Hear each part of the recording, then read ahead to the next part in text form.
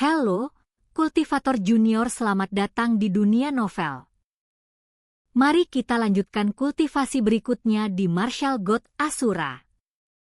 Bab 6484, semangat berjuang sampai mati.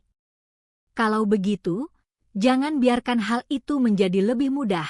Setelah Chu Feng selesai berbicara, segel tangannya berubah.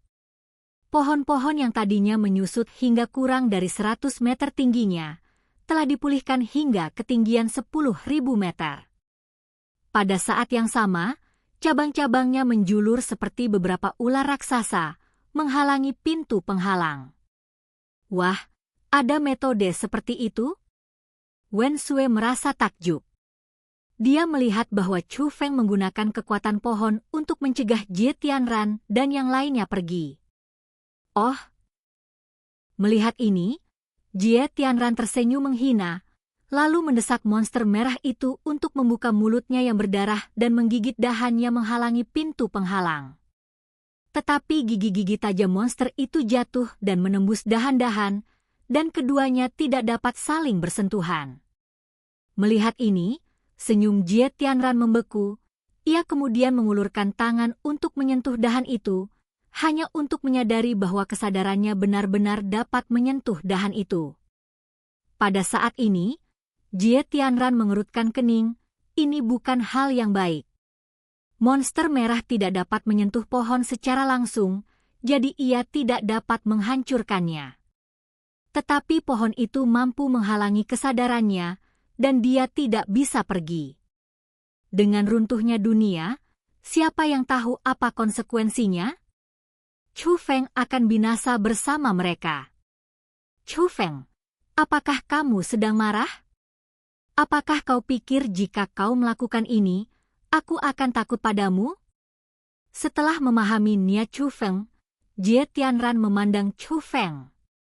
Kembalikan kekuatan milikku, atau tidak ada dari kalian yang akan pergi, kata Chu Feng. Kenapa tidak tinggal saja? Aku ingin melihat apa yang akan terjadi setelah dunia ini runtuh, kata Jie Tianran. Dunia runtuh dengan sangat cepat, dan aura yang dipancarkannya bersifat merusak, jadi Wen Sue sedikit panik dan tidak dapat menahan diri untuk mendekati Chu Feng. Kalau keruntuhannya betul-betul terjadi di wilayah ini, sudah pasti tidak akan ada hasil yang baik. Adik junior Chu Feng, biarkan saja. Janganlah kita merendahkan diri ke levelnya, dan lagi pula, selama kita masih hidup, kita selalu bisa bangkit kembali. Kita tidak bisa membiarkan kedua orang tua ini membunuh kita di sini, kan? Wen Sue menarik pakaian Chu Feng dan membisikkan kata-kata untuk membujuknya. Chu Feng tetap diam, menatap tajam ke arah Jie Tianran, jelas-jelas bersiap untuk bertarung sampai mati. Oh, adik junior Chu Feng, mengapa kamu begitu keras kepala? Apakah ini sepadan? Mereka berdua sudah setengah jalan menuju liang lahat, tapi kita masih muda. Rasanya tak sepadan, Wen Sue semakin cemas, tetapi Chu Feng tetap teguh pada pendiriannya. Jie Tianran juga tidak mengatakan apapun dan menatap Chu Feng dengan dingin, seolah-olah dia bertekad untuk melawannya sampai akhir. Apa yang dulunya merupakan dunia tanpa akhir kini telah berubah menjadi kehampaan hitam, tempat yang diselimuti oleh kekuatan kehancuran, dan kegelapan menelan tempat ini. Jie Tianran kembalikan kekuatan itu pada Chu Feng, tidak perlu marah karena boneka. Namun, orang di sebelah Jie Tianran kehilangan kesabarannya dan berbicara dengan nada memerintah.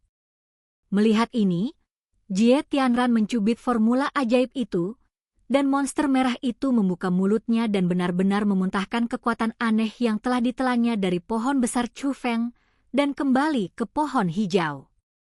Chu Feng tidak berbicara, tetapi malah membuat segel tangan, menyebabkan pohon itu menyusut lagi.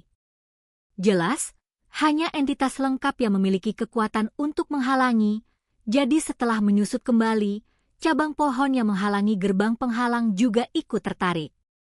Jie Tianran tidak berkata apa-apa, menatap tajam ke arah Chu Feng, lalu melangkah masuk ke gerbang penghalang. Sebaliknya, monster tua itu menatap Chu Feng dan berkata, "Chu Feng, bertarung sampai mati bukanlah hal yang dilakukan orang kuat. Sampai jumpa lagi dan kamu mungkin tidak seberuntung itu." "Sampai jumpa lagi, Pak Tua. Aku akan melepas topimu dan melihat betapa menjijikannya wajah tuamu itu." "Kenapa kau takut bertemu orang?" Wen Sue segera menjawab. Orang tua itu mendengus pelan dan melangkah masuk ke gerbang penghalang. "Adik junior Chu Feng, ayo pergi, ayo pergi." Wen Sue sangat panik dan sudah tiba di gerbang penghalang terlebih dahulu, tetapi dia tidak keluar sendiri, melainkan mendesak Chu Feng. Pohonnya besar dan akarnya dalam, pohonnya harus dikecilkan dulu supaya bisa disingkirkan. Chu Feng menjelaskan alasannya enggan pergi. "Adik junior Chu Feng, cepatlah." Wen Sue menjadi semakin cemas. Masih ada waktu. Dibandingkan dengan Wen Sue, Chu Feng sangat tenang. Dan memang benar, sebelum pohon itu runtuh, ia mendorong pohon itu hingga seukuran anak pohon. Setelah berhasil, ia melangkah keluar dari gerbang pembatas bersama Wen Sue. Mereka kembali ke dunia berbatu, dan Wen Sue menatap pohon di telapak tangan Chu Feng. Pohon itu masih memancarkan cahaya hijau, meski kecil, napasnya masih ada. Mereka benar-benar membawanya keluar. Apakah ini berguna nanti? Tanya Wen Sue. "Ya," Chu Feng mengangguk. "Kakek dari pihak ibumu adalah seorang bajingan sejati. Tapi adik junior Chu Feng, kau terlalu keras kepala, kau hampir kehilangan nyawamu." Nada bicara Wen Sue dipenuhi dengan beberapa keluhan. "Aku hanya ingin menakut-nakutinya. Kalau dia benar-benar punya nyali, aku takkan mempertaruhkan nyawaku untuk masalah ini dengan sia-sia," kata Chu Feng. "Benarkah?" Wen Sue tampak curiga. Sikap Chu Feng barusan sepertinya bukan cara sederhana untuk menakut-nakuti orang. "Tentu saja benar, lagi pula, aku tidak mungkin mempertaruhkan nyawa kakak perempuanku di sini," kata Chu Feng. "Oh, apa kau begitu peduli padaku?" Kecurigaan di wajah Wen Sue bukannya mereda, malah semakin membesar. "Kakak senior, apa kau tidak punya kepercayaan sebanyak ini kepadaku?" kata Chu Feng sambil tersenyum. "Baiklah, apa selanjutnya?" tanya Wen Sue. Lewat sini, Chu Feng memimpin jalan dan membawa Wen Sue ke gua lain. Tetapi begitu mereka melangkah ke dalam gua yang awalnya gelap, mereka merasakan kekuatan penghalang itu. Saat berikutnya, kesadaran Chu Feng memasuki ruang putih yang luas. Namun di ruang ini, ada sosok lain yang merupakan tubuh asli Chu Feng. Dan Chu Feng berdiri di sana dengan gaya dunia dinding batu. Dan pada saat ini, Chu Feng bisa merasakan kekuatan darah di tubuhnya. Mungkinkah untuk membawa kekuatan garis keturunan ke area ini? Chu Feng segera menyadari misteri tempat ini. Chu Feng datang di depannya, mengulurkan telapak tangannya, dan memasuki tubuhnya. Segera, dua kekuatan garis keturunan yang kuat dimobilisasi oleh Chu Feng. Chu Feng dapat memilih salah satu garis keturunan. Jelas, pada tahap berikutnya, adalah mungkin untuk mengaktifkan garis keturunan seseorang untuk melakukan sesuatu. Dengan kata lain, seseorang harus menggunakan kekuatan darah. Chu Feng ingin segera memilih garis keturunan raja. Bagaimanapun, ini adalah ujian bagi seorang spiritualis alam. Namun tak lama kemudian, mata Chu Feng berbinar, dan dia merasakan sesuatu. Jadi begitu, setelah ragu sejenak, Chu Feng membuat pilihan yang tidak terduga. Ia mengulurkan tangannya ke arah garis darah guntur surgawi, tetapi tidak langsung memasukkan garis darah guntur surgawi ke dalam tubuhnya. Ia justru menutup matanya, seolah merasakan sesuatu. Setelah keadaan ini berlangsung beberapa saat, Chu Feng akhirnya menyerap garis darah guntur surgawi ke dalam kesadarannya.